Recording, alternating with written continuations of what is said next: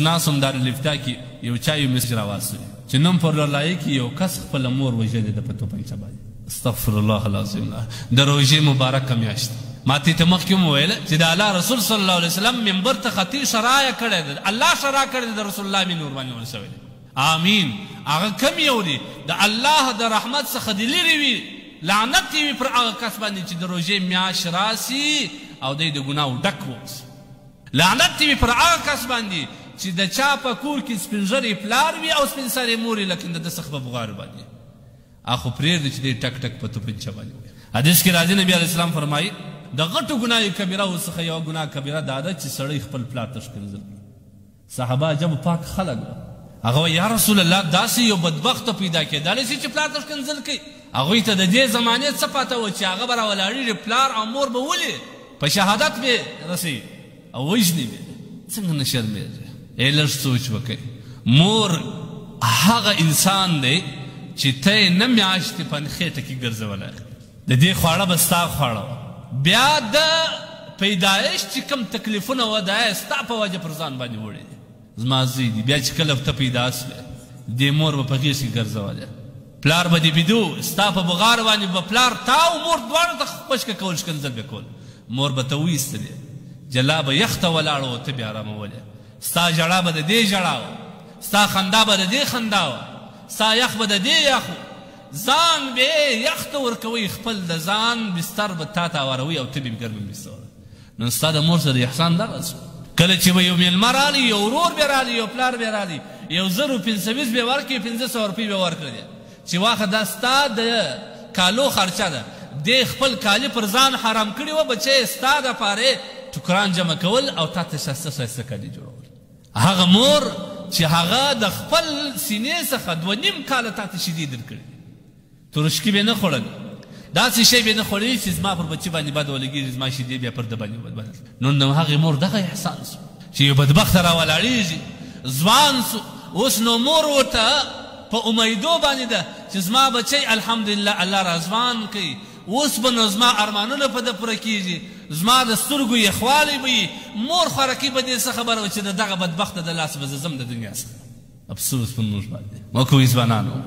دا یو ډېره لوی هستي الله موږ ته راکړې ده. او دا واورئ الله تبارک وتعالی وایي در هغه ساعت دې قسم دې مې په خدای که الله پاک جل جلاله تا وبخښي د څو چې د امور و پلار نه یې بخښلی. نن په روژه کې هم زما مور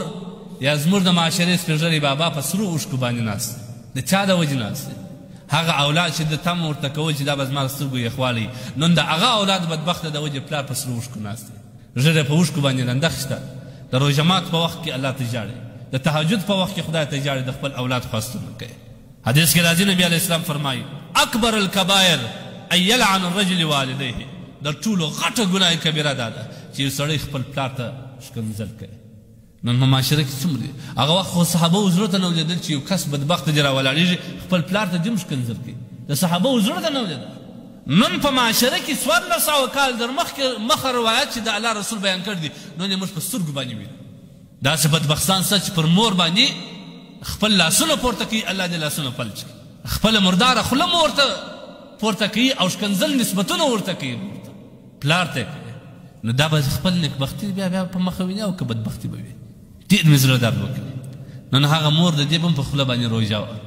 په دغه روژه حالت کې د خپل بچي د لاسه ولاړه. دغه بچی نو واورئ، دغه بچی در هغه ساعته پورې بدبخته دی چې څو چې د دنیا څخه. نبي کریم صلی الله علیه وسلم فرمایي روایت کې راځي کل ذنوب یؤخر الله تعالی منها ما شاء، هر ګناه چې کومه سزا د الله پاک یې ځنډوي ان تر دې چې د قیامت د ورځې پورې یا د جهنم پورې ځنډوي. لیکن یوه ګناه دا ده چې الله یې په دنیا کې سزا ورکوي چې خلک عبرت ځینې واخلي. الا عقوق الوالدین فان الله یعجله لصاحبه فی الحیات، الله پاک په زندگی کې دته ورشي کم کس چې مور پلار زیر کړي، دا په زندگی د سرمایه خاون ولای کسي، دا په زندگی د آرام او د سکون خاون ولا کسي، دا په زندگی پر مخ ولا کولا سي، دا به د دنیا هغه ذلیله سړی وي چې مور پلار زیر کړي. دا واورئ ځوانان، د دنیا ذلیله سړی به دغه وي چې چا مور زیر کړي یا پلار په سرو اوښکو کښېنولی. دا په زندگی د سرمایه خاون ولا کسي، دا په زندگی د نعمتو خاون ولا کسي. او دا بله واورئ، دا یو پور پر د پاته دی، هغه بچی چې د دغه بچي د وجې خپل پلار بې عزته کوي، خپل مور یې بې عزته کړې دغه بچی به بیا سبا د هغه رقم دی ذلیله کوي خواری مه کوئ د خدای دپاره دا د الله را لاندې دوهم خالق زموږ د امر پلار دی دا خالق ظاهري دی زموږ د دې قدر وکړئ پام کوئ د چا مور ژوندی معافي ځینې وغواړئ ورسئ ورته پرېوځي بابا ته پرېوځه مه شرمېږه دا د شرم خبره نه ده تا هغه بچی یې چې د دغه پلار د ملاسه پیدا سوی نو تا ته دومره شرم ښکاره کېږي چې ته پلار ته معافي ته نسې وکړه نو څنګه ورسم په کومو سترګو ورسم دا خو شرم دی زه شرمېږم د بعض کسان بدبخته خو د پلار د لاس مچولو باندې شرمېږي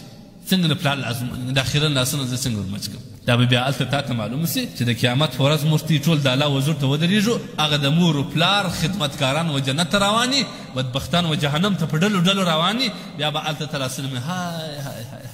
ما مچول څه کوې ما کس کې خپل شونډان د دې پر لاسو باندې په سرېښو موښلولي وای ما زنجله کولی نه